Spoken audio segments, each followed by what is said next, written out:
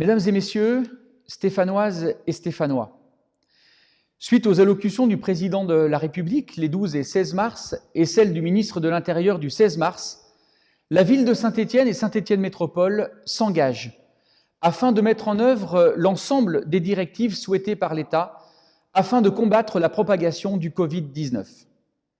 À cet effet, comme je le fais depuis 10 jours, j'ai réuni ce matin la cellule municipale de coordination et j'ai décidé de mettre en œuvre à la fois un plan communal de protection et de solidarité, ainsi qu'un plan métropolitain de pérennisation technique.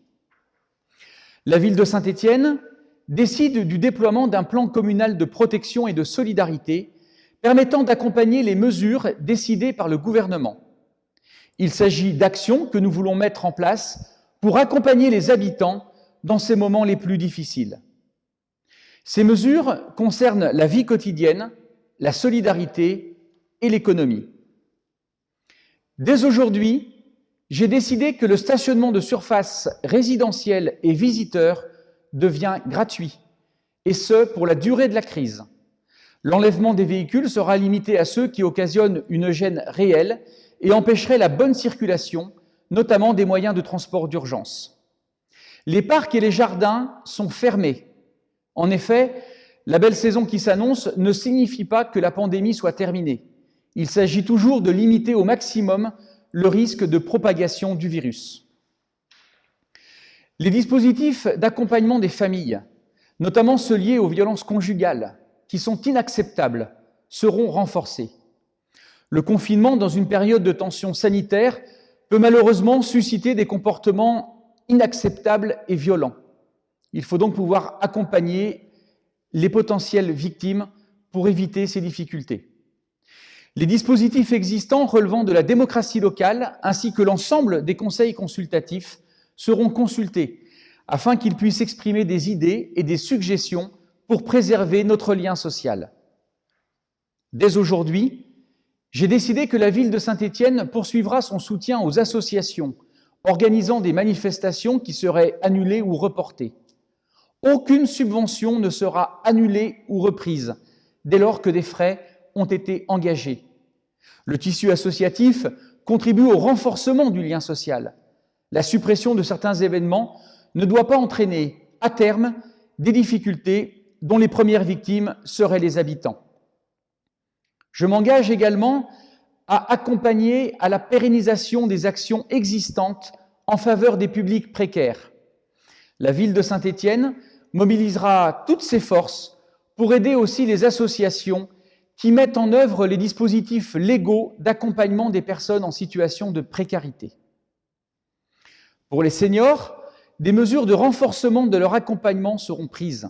Dans les EHPAD, même si les visites sont interdites, les bénévoles du CCAS continueront à garder un contact avec les résidents par le téléphone. Toujours pour les EHPAD, nous veillerons, en mobilisant nos capacités informatiques, à rendre possible des contacts entre les familles et les résidents grâce à des tablettes numériques pour rompre tout risque d'isolement. Enfin, nous renforcerons le personnel présent pour un meilleur accompagnement des résidents. Par ailleurs, le portage des repas sera renforcé pour les personnes de plus de 60 ans isolées sur simple demande. Pour les publics précaires, nous veillerons à l'accompagnement renforcé en coordination avec la préfecture, notamment pour les SDF. À ce titre, nous rendons dès aujourd'hui gratuites les douches publiques tout en renforçant les capacités d'accueil. En ce qui concerne l'économie et le commerce, dès aujourd'hui, je décide que la ville de Saint-Étienne ne percevra plus pour la durée de la crise les droits de voirie sur les terrasses, les marchés ainsi que la taxe de séjour. Il s'agit d'un geste d'accompagnement et de soutien en attendant que les mesures annoncées par le président de la République deviennent opérationnelles. Afin de soutenir l'activité économique locale, nous allons évaluer la situation en concertant aussi largement que possible auprès des chambres consulaires, des organisations représentatives du patronat. De ces consultations, nous ferons naître des actions concrètes en se coordonnant avec les dispositifs annoncés par le président de la République. Voici les mesures spécifiques concernant les secteurs qu'il me semble indispensable de soutenir. Elles feront l'objet d'évaluations régulières afin de les adapter aux exigences de la situation sanitaire et de les compléter par de nouvelles dispositions si nécessaire. Bien entendu, les forces de la police municipale assumeront leurs responsabilités aux côtés de la police nationale. Pour la mise en œuvre de toutes ces mesures, je compte sur mes adjoints, Gilles Artigue, Siam Labiche, Marie-Christine Buffard, Frédéric Durand, Nora Bérouquèche, Marc Chassot-Bénet, Brigitte Masson, Pascal Lacour, Alexandra Custodio et tous les autres qui restent eux aussi à l'image des services mobilisables à chaque instant. En ce qui concerne Saint-Étienne Métropole, un plan métropolitain de pérennisation technique a été mis en place avec des dispositifs analogues pour tous les services stratégiques. Une attention plus particulière est portée aux services de distribution de l'eau et d'assainissement. Enfin, nous veillons quotidiennement à ce que tous les délégataires remplissent leurs obligations, à commencer bien entendu par la STAS avec les transports en commun.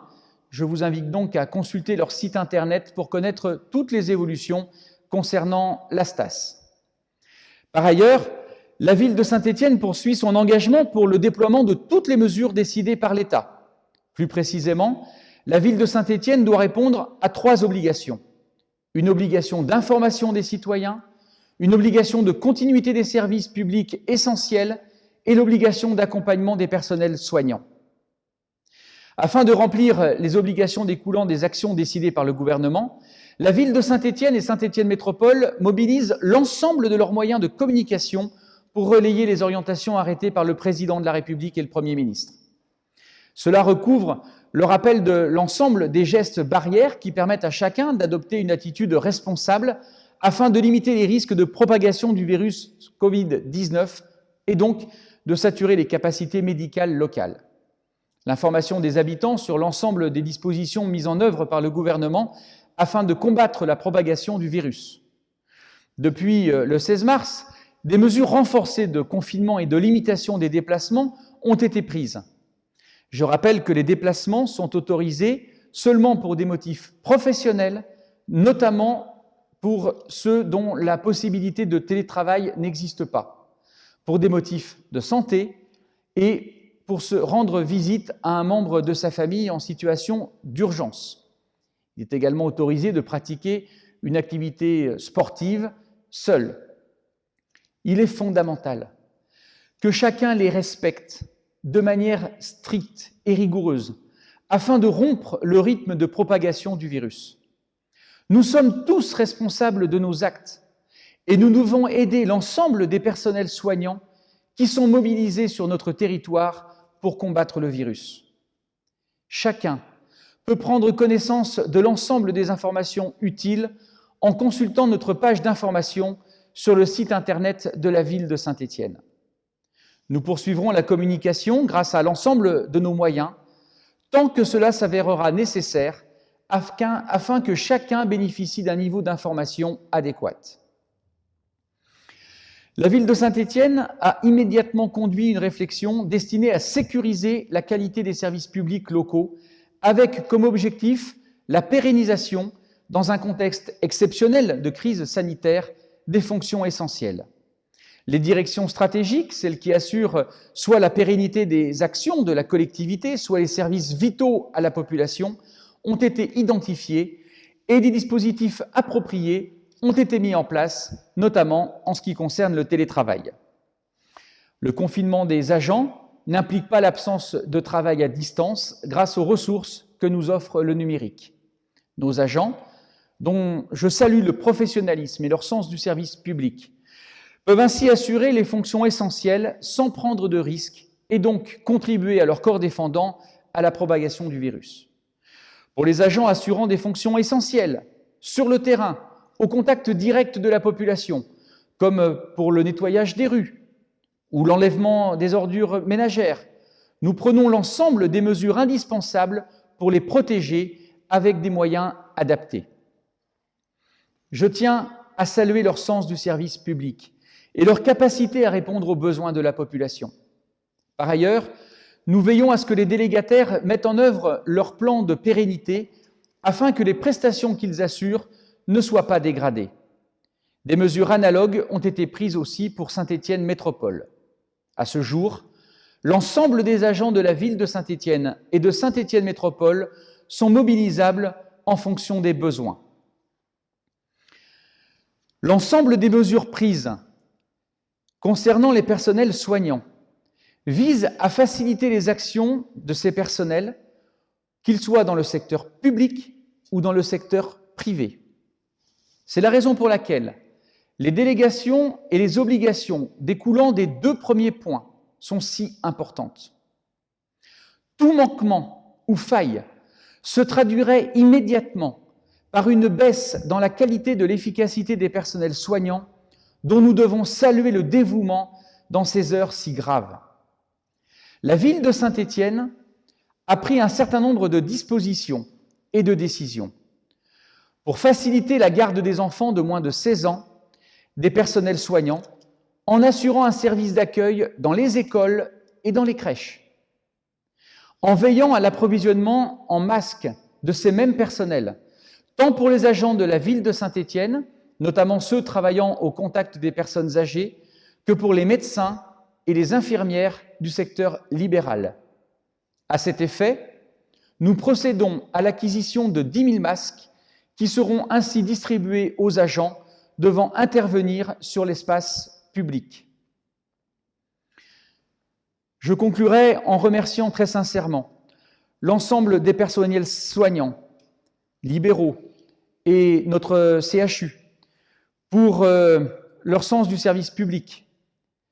Je voudrais également saluer l'ensemble des services municipaux et de la métropole pour leur dévouement. Et je vous demande, mesdames et messieurs, chères Stéphanoises et chers Stéphanois, de respecter scrupuleusement toutes les consignes qui vous sont données. Il en va de notre santé à chacun, à ceux auxquels nous tenons le plus. Nous devons respecter ces consignes afin de voir cette pandémie se résorber le plus rapidement possible. Je vous remercie de votre attention et vous assure de notre entier dévouement.